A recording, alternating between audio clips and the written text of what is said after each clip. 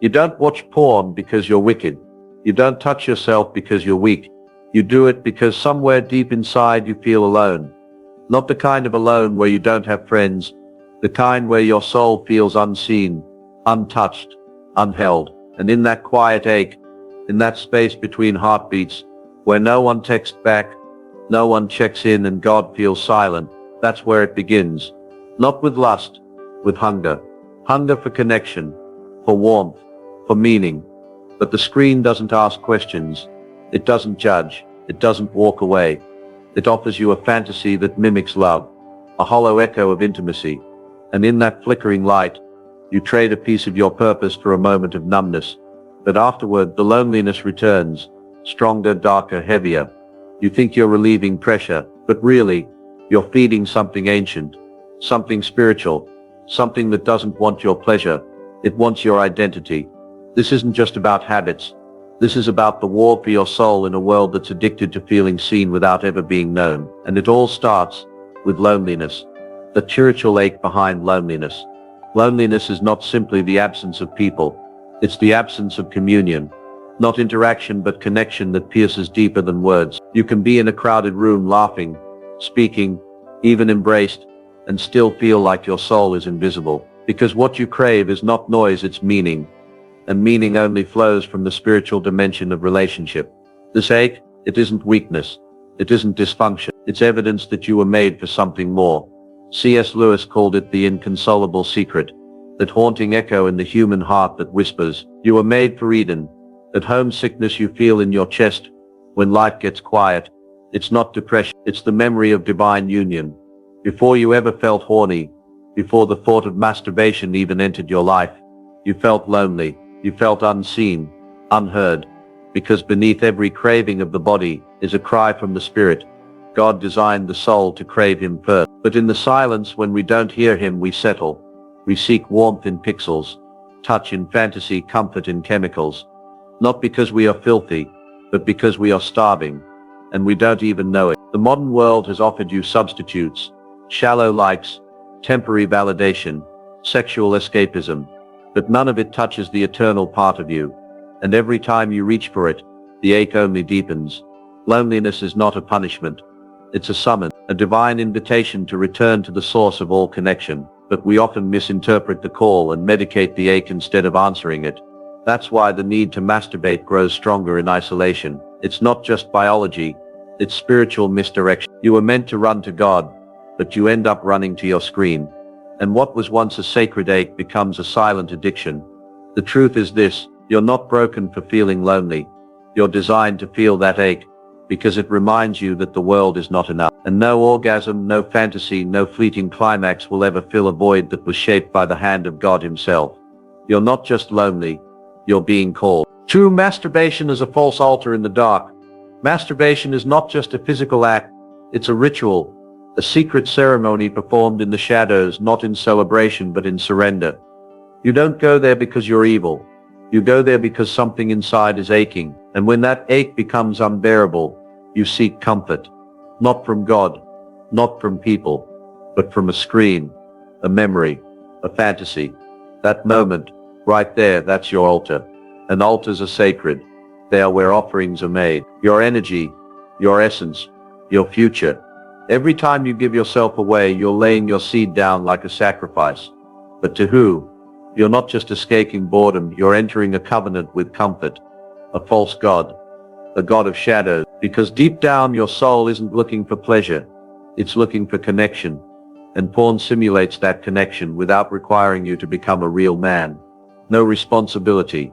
No risk. No rejection. Just pixels that respond exactly how you want, feeding your illusion of control. But after the climax, silence, and a spiritual weight you can't explain. That's because the altar demands more than your body. It begins taking your focus, your drive, your purpose. You don't just feel drained, you are being drained. Not just physically but spiritually. God designed the body to be a temple, but in secret, we've made it a shrine to self-comfort. You are meant to give your sexual energy in covenant, not bleed it out in isolation. And the devil doesn't mind if you keep masturbating, as long as you never connect that act to your calling. Because the more you pour yourself out at that false altar, the less you have left to give to the people, the mission, the God who actually called you to lead. This is why the shame never fully leaves, because your soul knows this isn't pleasure. This is worship at the wrong altar. You're not addicted to the act. You're addicted to the comfort it brings in your loneliness. But that comfort is a lie, and every lie we serve becomes a throne we kneel to. Most of the time they sneak through silence, especially the silence that lives inside lonely men, the kind of men who feel empty after midnight, scrolling, seeking, yearning for something they can't quite name. It's not the lust they're after, it's connection, and demons know it. When your soul is starving for love, affirmation, intimacy, and identity, and you don't feed it with God, you will feed it with shadows. Masturbation becomes more than just a physical act. It becomes a ritual, a place of false comfort, a distorted version of communion. And in that vulnerable state, demons slip in, unnoticed. They don't say, "Hey, we're here to destroy you."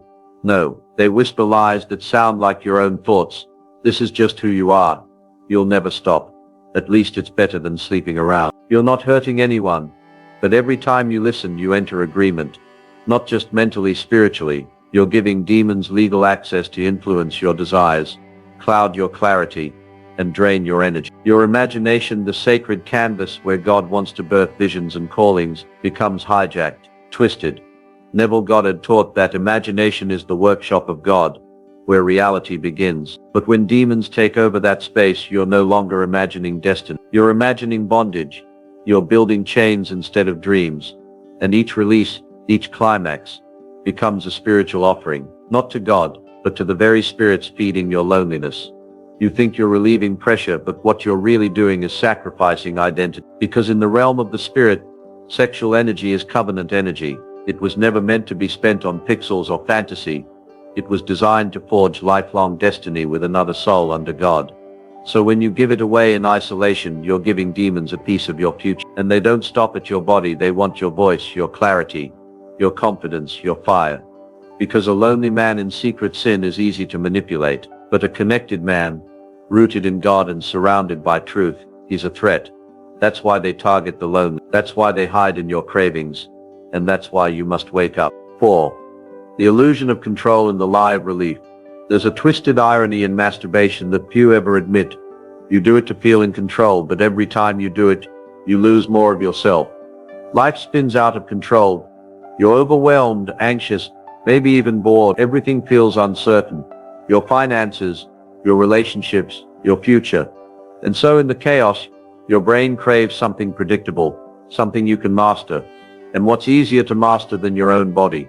You think, at least this is mine, at least here I'm in charge, but you're not. That moment of pleasure, it isn't freedom. It's escapism dressed like relief. It's a numbing agent for a soul that never learned how to sit in silence without stimulation. You're not mastering your urges. Your urges are mastering you. This is how the cycle works. Pain triggers the desire for escape. Escape triggers the action. The action brings temporary relief. Then comes shame, and shame brings more pain. It's not control, it's bondage.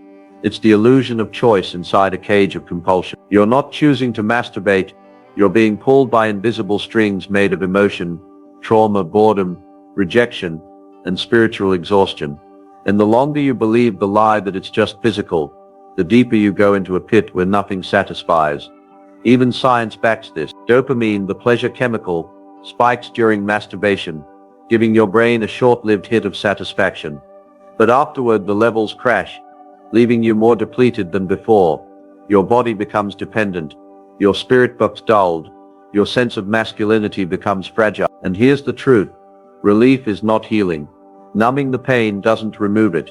Every time you seek comfort in self-pleasure instead of surrendering to God, you train your soul to run from discomfort instead of facing it with power.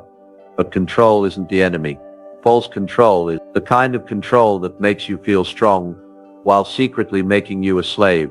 Real control is surrender, not to lust, but to purpose, to silence, to presence, to God. Because the man who can sit in loneliness without reaching for poison, that man is dangerous because he's no longer controlled.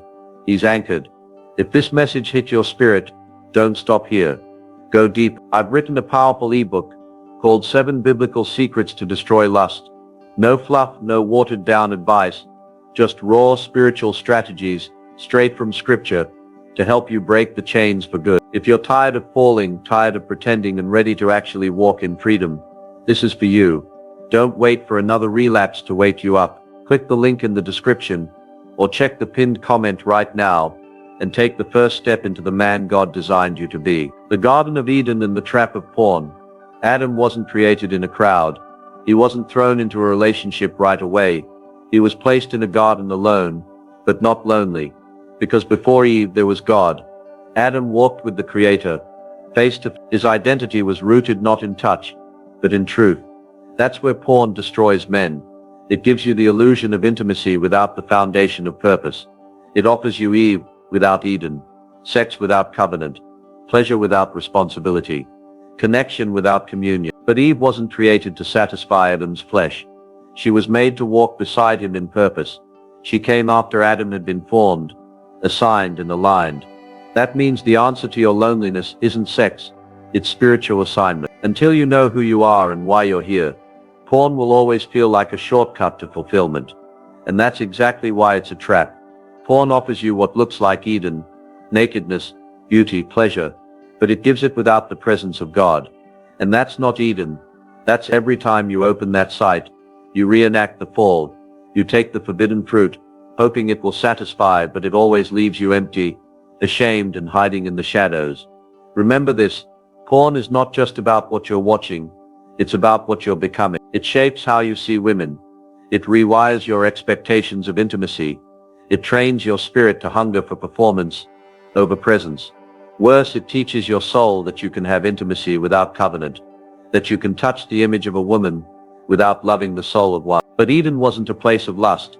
It was a place of order, communion, and glory. Sex was sacred because it was blessed, not stolen.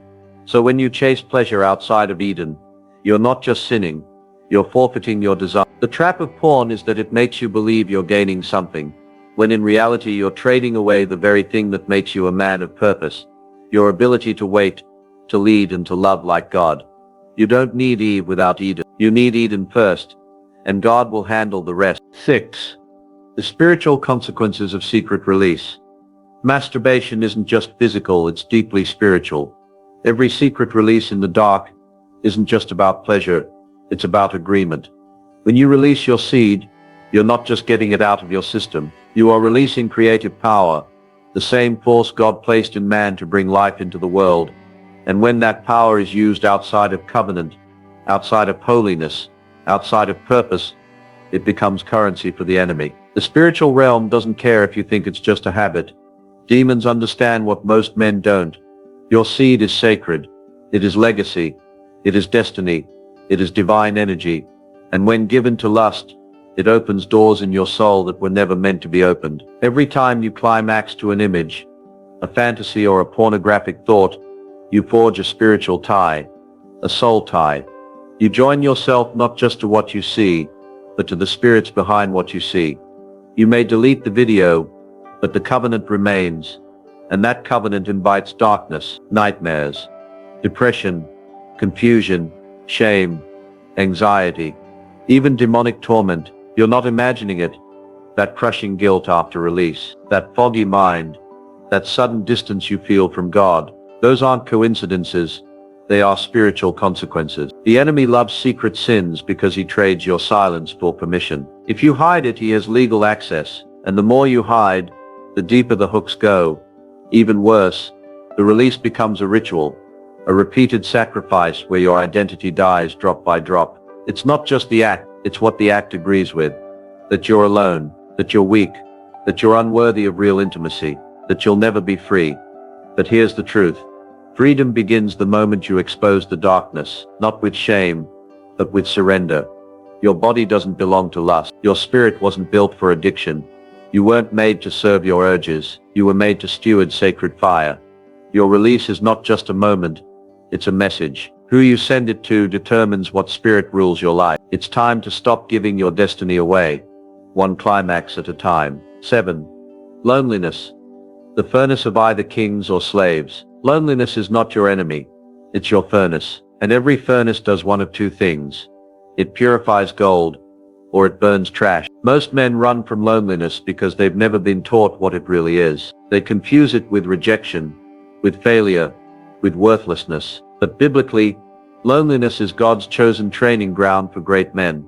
Moses spent 40 years in a desert before God ever used him. David was alone with sheep, writing psalms while his brothers went to war. Jesus withdrew into lonely places to be with the Father. Even Paul spent time in the wilderness before preaching to nations. Why?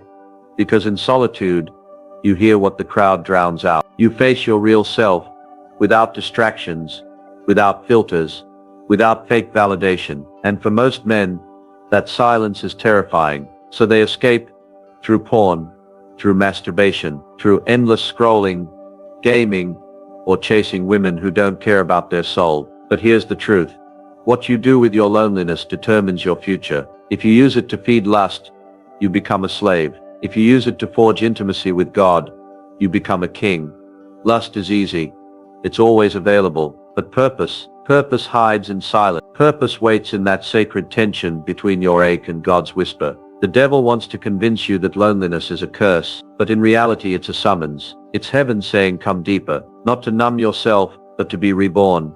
Loneliness is your Gethsemane. It's the quiet battlefield where your calling is either crushed or clarified. And every time you run to masturbation to silence the ache, you delay the process.